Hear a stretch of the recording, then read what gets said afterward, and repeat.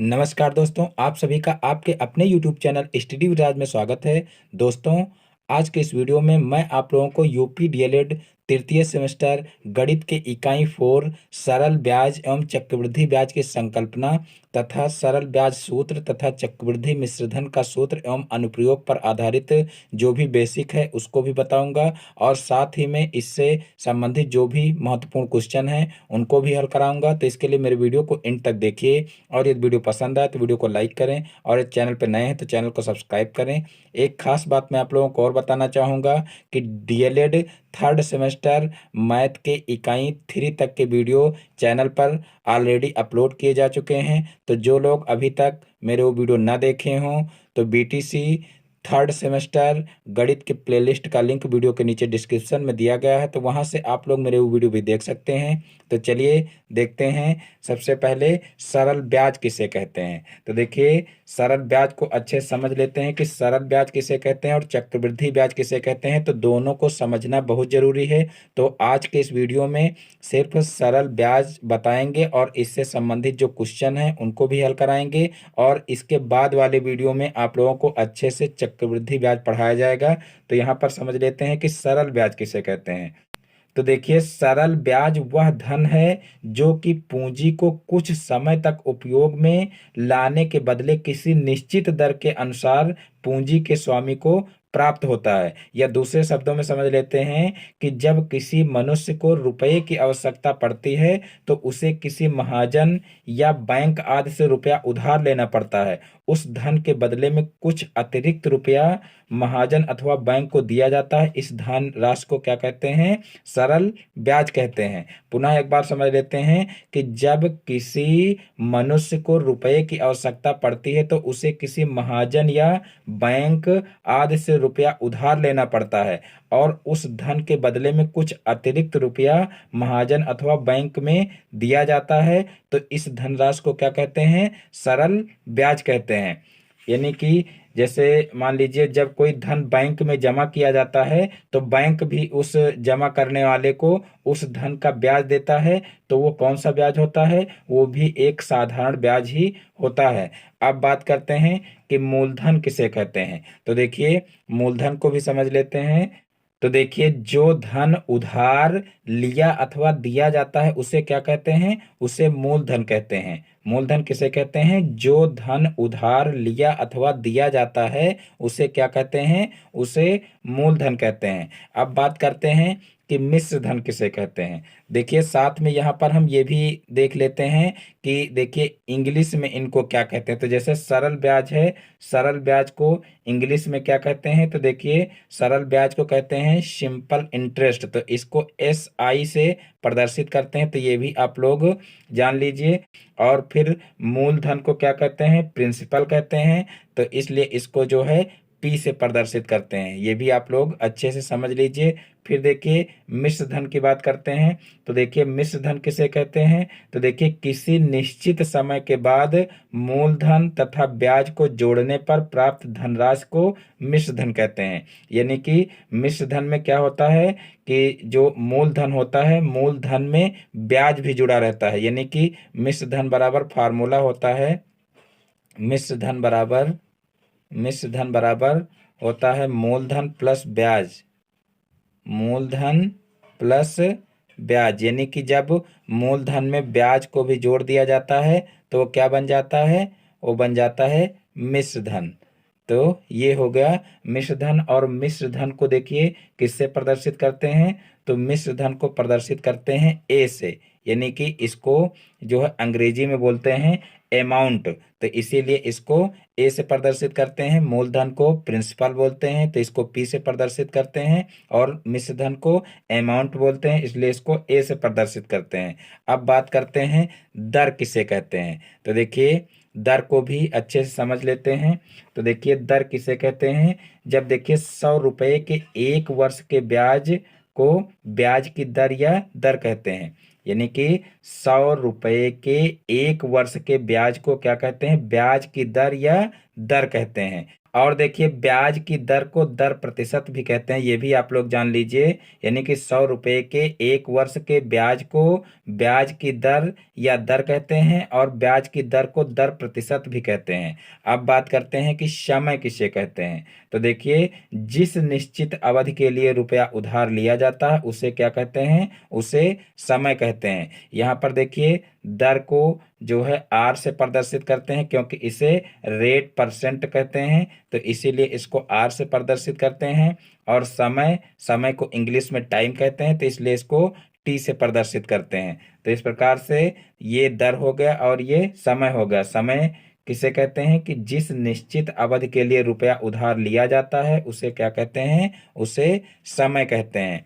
अब देखिए बात करते हैं कि ब्याज की गणना करते समय ध्यान रखने योग्य बातें कौन सी होती हैं। तो ये भी हम अच्छे से समझ लेते हैं, तब भी जो है ब्याज की गणना हम अच्छे से कर सकते हैं। तो देखिए इसमें सबसे पहला पॉइंट है कि यदि प्रत्येक समय अवधि में ब्याज की गणना मूलधन पर ही की जाती है तो वह ब्याज सरल ब्याज कहलाता है। यानी कि समय चाहे जितना हो, यानी कि कोई भी मूलधन चाहे जितने समय के लिए जो है लिया जाए, लेकिन उस पर जो है सिर्फ मूलधन पर ही अगर ब्याज लगता है तो उसको क्या बोलेंगे, सिंपल इंटरेस्ट यानी कि साधारण ब्याज बोलेंगे। अब देखिए साधारण ब्याज ज्ञात करने का फार्मूला क्या होता है, पहला पॉइंट ये हो गया। अब दूसरा पॉइंट देखिए साधारण ब्याज का फार्मूला क्या होता है, तो यहाँ पर लिख लेते हैं। सरल ब्याज ज्ञात करने का फार्मूला होता है, देखिए मूलधन, मूलधन गुणे दर गुणे समय बटे 100। मूलधन गुणे दर गुणे समय बटे 100, ये होता है सरल ब्याज या साधारण ब्याज ज्ञात करने का फार्मूला। अब देखिए इंग्लिश में अगर इसी फार्मूले को लिखना है, यानी कि इंग्लिश में किन अक्षरों के द्वारा अंकित किया जाता है उसके द्वारा हमको फार्मूला लिखना है। तो यहाँ पर देखिए सरल ब्याज को SI यानी कि सिंपल इंटरेस्ट लिखते हैं, तो यहाँ पर SI बराबर हो जाएगा मूलधन यानी कि प्रिंसिपल गुणे दर यानी कि R हो जाएगा, गुणे समय यानी कि T हो जाएगा, और बटे 100 हो जाएगा। तो इस प्रकार से ये सरल ब्याज यानी कि सिंपल इंटरेस्ट का फार्मूला हो जाएगा। अब देखिए तीसरा पॉइंट देखते हैं। तो तीसरा पॉइंट है कि मिश्र धन बराबर क्या फार्मूला होता है। तो देखिए मिश्र धन बराबर, मिश्र धन बराबर मूलधन प्लस, मूलधन प्लस ब्याज, यानी कि जब मूलधन में ब्याज को जोड़ दिया जाता है तो वो हो जाता है मिश्र धन। तो यहाँ पर देखिए मूलधन पता हो हमको, ब्याज पता हो तो हम मिश्र धन निकाल सकते हैं, और मिश्र धन पता हो और मूलधन पता हो तब हम ब्याज निकाल सकते हैं, और हमको ब्याज पता है मिश्र धन पता है तो मूलधन निकाल सकते हैं। यानी कि कुल मिलाकर के तीनों में से हमको दो चीज़ें अगर पता है तो तीसरी चीज़ इस फार्मूले के द्वारा आसानी से निकाल सकते हैं। अब देखते हैं इसको इंग्लिश में कैसे लिखते हैं इस फार्मूले को। तो देखिए मिश्र धन हो जाएगा अमाउंट, और फिर मूलधन हो जाएगा जो है प्रिंसिपल, और फिर ब्याज हो जाएगा यानी कि SI सिंपल इंटरेस्ट। तो इस प्रकार से ये फार्मूला इंग्लिश में हो जाएगा। अब देखिए मिश्र धन को जो है एक फार्मूले के द्वारा और निकालते हैं, वो भी फार्मूला यहाँ पर देख लेते हैं। मिश्र धन बराबर, मिश्र धन बराबर होता है मूलधन, मूलधन 1 प्लस दर गुणे समय बटे 100, ये फार्मूला भी होता है मिश्र धन ज्ञात करने का। तो ये भी फार्मूला आप लोग याद रखना। अब देखते हैं पहला क्वेश्चन, क्योंकि यही जो है फार्मूले हमको याद रखने हैं साधारण ब्याज ज्ञात करने में। तो चलिए अब सबसे पहला क्वेश्चन देखते हैं। तो चलिए देखते हैं पहला क्वेश्चन है 80 रुपये का 5 महीने का 2 पैसे प्रति रुपया मासिक दर से ब्याज ज्ञात कीजिए। यानी कि यहाँ पर 2 पैसे प्रति रुपया मासिक दर से ब्याज दिया हुआ है, यानी कि 1 रुपये का 1 महीने का ब्याज कितना है, 2 पैसे है। तो यहाँ पर 80 रुपये का 5 महीने का ब्याज हमको निकालना है।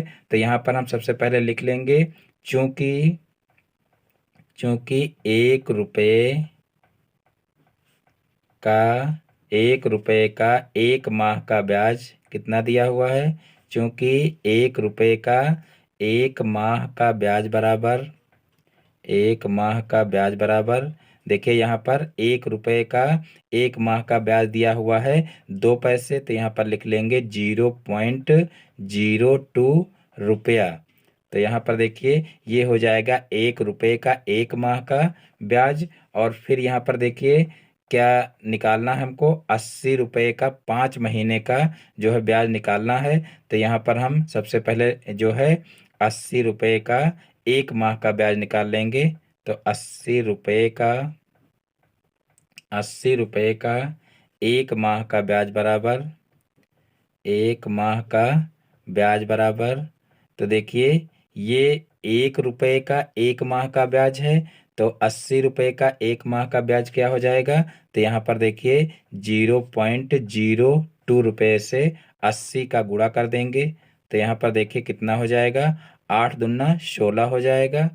और एक ये जीरो है तो ये जीरो लगा लेंगे। अब यहाँ पर देखिए 2 अंकों के बाद दशमलव है, तो यहाँ पर 2 अंकों के बाद दशमलव लगा लेंगे। तो यहाँ पर देखिए कितना हो जाएगा, यहाँ पर देखिए 8 दूना 16 हो गया। और उसके बाद फिर एक ये जीरो, 2 अंकों के बाद दशमलव लगा लेंगे, तो यहाँ पर 1.60 हो जाएगा। अब देखिए 80 रुपये का 5 माह का जो है ब्याज ज्ञात करना है, तो यहाँ पर हम लिख लेंगे, इसलिए 80 रुपये का 5 माह का ब्याज बराबर कितना हो जाएगा? 5 माह का ब्याज बराबर, तो देखिए यहाँ पर हम 1 माह का ब्याज निकाल चुके हैं, तो 5 माह का ब्याज कितना हो जाएगा?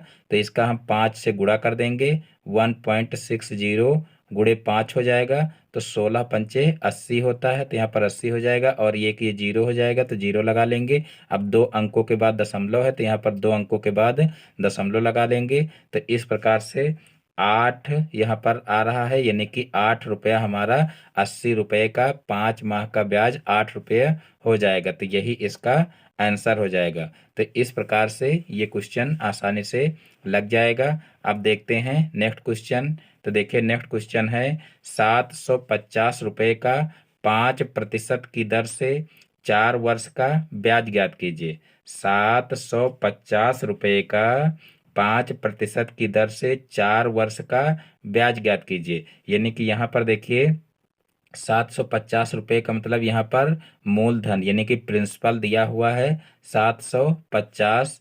और देखिए दर यानी कि आर दिया हुआ है कितना, 5 दिया हुआ है। और टी यानी कि समय दिया हुआ है 4।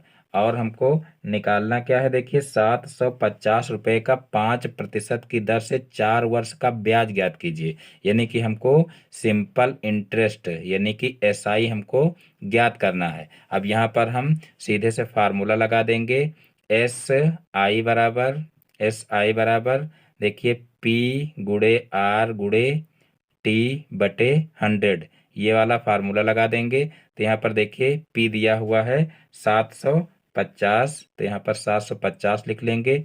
गुणे आर देखिए दिया हुआ है 5, तो 5 लिख लेंगे। और फिर टी दिया हुआ है 4, तो यहाँ पर 4 लिख लेंगे और बटे 100 हो जाएगा।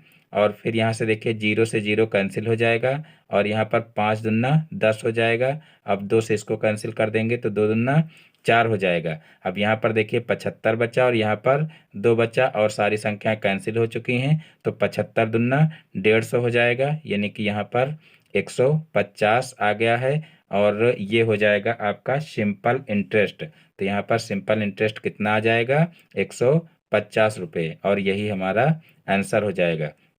तो इस प्रकार से जो है इस टाइप के क्वेश्चन किए जा सकते हैं। यानी कि मूलधन दिया है और जो है दर दी हुई है यानी कि रेट दिया हुआ है और जो है समय दिया हुआ है, तो हम सिंपल इंटरेस्ट यानी कि साधारण ब्याज आसानी से इस फार्मूले की सहायता से ज्ञात कर सकते हैं। अब देखते हैं नेक्स्ट क्वेश्चन। तो देखिए नेक्स्ट क्वेश्चन है 625 रुपये का 18 जनवरी 2015 से 13 जून 2015 तक 4% की दर से ब्याज बताइए। 625 रुपये का 18 जनवरी 2015 से 13 जून 2015 तक 4% की दर से ब्याज ज्ञात कीजिए। तो देखिए इसको कैसे करेंगे। इसमें सबसे पहले हम 13 जनवरी से 13 जून तक के दिनों का योग ज्ञात कर लेंगे। तो देखिए यहाँ पर हम लिख लेंगे 18 जनवरी, यानी कि 18 जनवरी 2015 से 13 जून 2015 के बीच में कितने दिन बन रहे हैं ये यहाँ पर हम निकाल लेंगे। तो यहाँ पर लिख लेंगे 18 जनवरी से 13 जून, 18 जनवरी से 13 जून तक दिनों का योग, तक दिनों का योग, यहाँ पर इनके दिनों का योग कर लेंगे। तो देखिए सबसे पहले हम जनवरी में देखेंगे कितने दिन बन रहे हैं। जनवरी, तो देखिए जनवरी में 18 तारीख के बाद देखेंगे कितने दिन बन रहे हैं। तो देखिए 18 2 20 और 10 30, यानी कि 12 दिन ये हो जाएंगे। और जनवरी 31 दिन की होती है, तो यहाँ पर जनवरी में 13 दिन हो जाएंगे। और फिर फरवरी, तो देखिए फरवरी, देखिए 2015 यहाँ पर दिया हुआ है, तो 2015 में फरवरी कितने दिन की होगी, 28 दिन की। तो यहाँ पर प्लस 28 कर लेंगे। और फिर प्लस मार्च, मार्च में देखिए कितने दिन होते हैं। तो मार्च में होते हैं देखिए 31 दिन, तो यहाँ पर 31 दिन लिख लेंगे। और फिर अप्रैल यहाँ पर कर लेंगे। तो देखिए अप्रैल में कितने दिन होते हैं। तो अप्रैल में होते हैं 30 दिन, तो यहाँ पर 30 लिख लेंगे। और उसके बाद फिर मई में कितने दिन होते हैं। तो मई में देखिए 31 दिन होते हैं, तो यहाँ पर मई में 31 दिन लिख लेंगे। और फिर जून, जून में देखिए यहाँ पर 13 जून दिया हुआ है, तो 13 जून तक ही दिन जोड़ेंगे यहाँ पर। तो 13 जून तक कितने दिन हो जाएंगे, 13 दिन हो जाएंगे।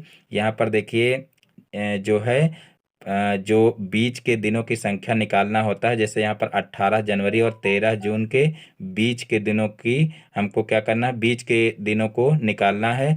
तो यहाँ पर हम क्या करेंगे कि या तो शुरुआत का दिन जोड़ लेंगे और लास्ट वाला छोड़ देंगे, और या तो लास्ट वाला जो है जोड़ लेंगे और शुरुआत का दिन छोड़ देंगे। जैसे यहाँ पर 18 जनवरी को जो है 18 तारीख को यहाँ पर जोड़ेंगे, तब यहाँ पर 14 दिन हो जाएंगे। तब यहाँ पर देखिए 13 जून तक कहा गया है, तो यहाँ पर 12 दिन रखेंगे।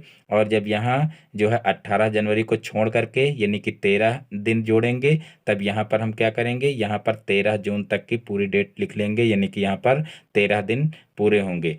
तो यहाँ पर देखिए इन सभी को अब क्या करेंगे, इन सभी को जोड़ लेंगे। तो यहाँ पर देखिए 13 दिया हुआ और यहाँ भी 13 दिया हुआ, तो 13 दूना 26 हो जाएगा। और इन दोनों का देखिए एक एक निकाल करके इसमें अगर ऐड कर दें तो यहाँ पर 30 हो जाएगा, और यहाँ भी 30 हो जाएगा, यहाँ भी 30 हो जाएगा, और यहाँ भी 30 हो जाएगा। तो यहाँ पर देखिए 3 चौक 12, यानी कि 120 हो जाएगा। इन सभी को जोड़ेंगे और 120 में जो है 26 जोड़ेंगे तो कितना हो जाएगा, 146 हो जाएगा। तो यहाँ पर कुल मिलाकर के 146 दिन आ जाएंगे। और 146 को अगर हम जो है भाग कर दें 365 से, तो यहाँ पर देखिए 365 से अगर भाग करें तो ये क्या हो जाएगा, वर्ष में चेंज हो जाएगा। यानी कि इन सभी का जोड़ सबसे पहले कितना आएगा, 146, सारी यहाँ पर 146 दिन आएगा। और फिर 146 दिन को अगर 365 से भाग कर दें तो ये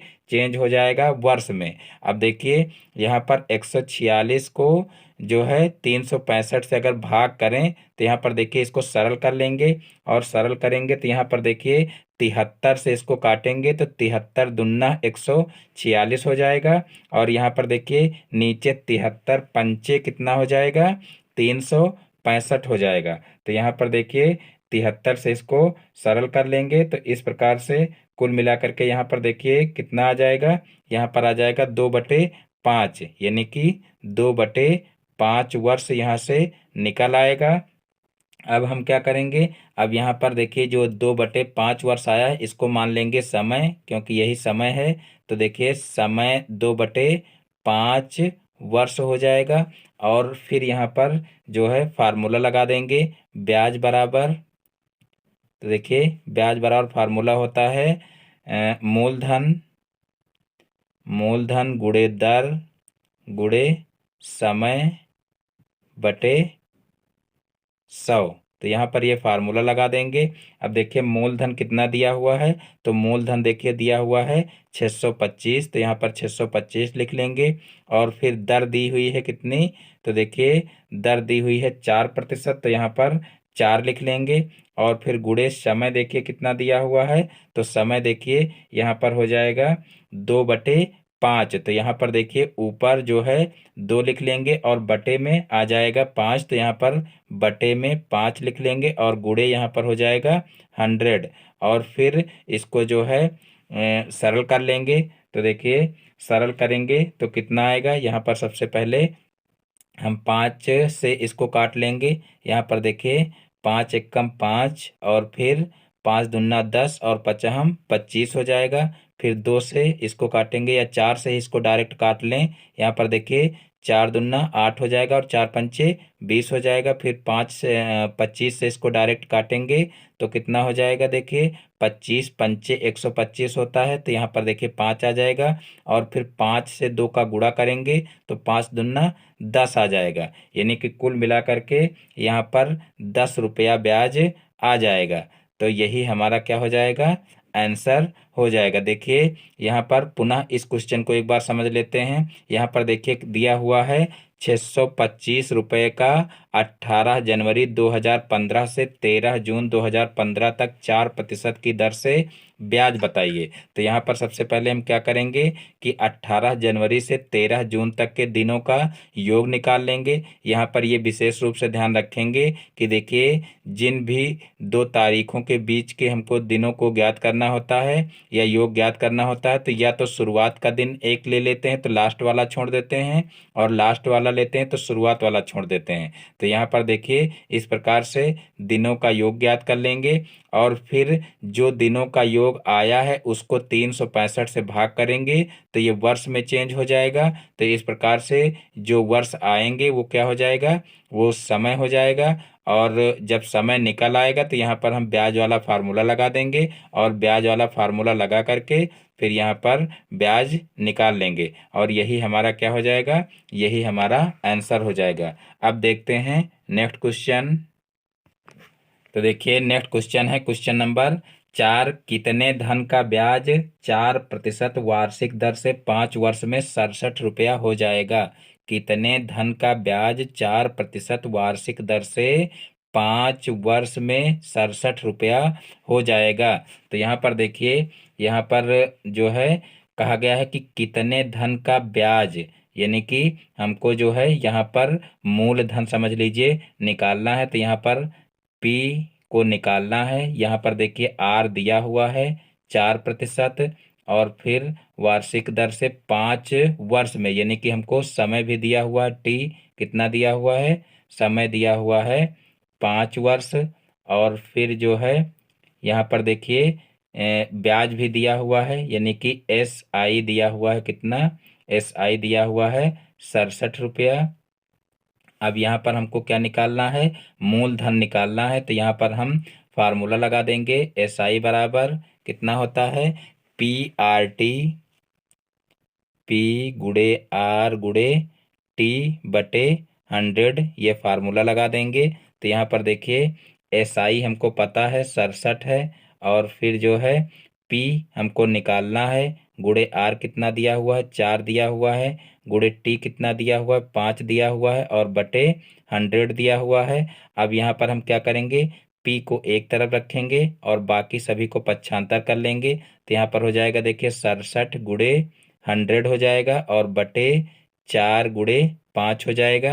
अब क्या करेंगे, इनको सरल कर लेंगे। तो यहाँ पर देखिए सबसे पहले हम 5 से इसको कैंसिल करेंगे। तो यहाँ पर देखिए हो जाएगा 5 दूना 10 और फिर यहाँ पर एक जीरो है तो जीरो लगा देंगे। अब 4 से इसको सरल करेंगे तो यहाँ पर हो जाएगा देखिए 4 पंचे 20।